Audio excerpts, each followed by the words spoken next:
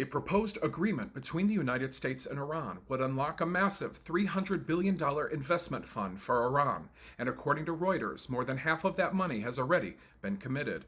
Reuters reports that the fund would be made up of private investments from companies and investors in the United States, Gulf nations, Asia, South America, and Africa.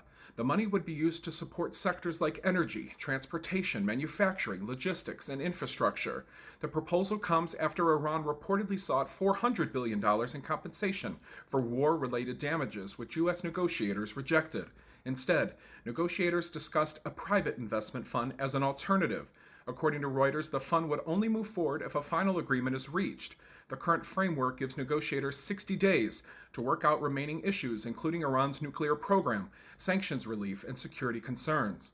Reuters also reports that Iran would need to meet strict conditions before gaining access to the investment fund, including dismantling its nuclear program, eliminating enriched nuclear material, and accepting inspections. So for now, the $300 billion is just a proposal, but if negotiations succeed, it could become one of the largest economic investment packages ever connected to a Middle East peace agreement. So, we enter a war with a country for no legitimate reason.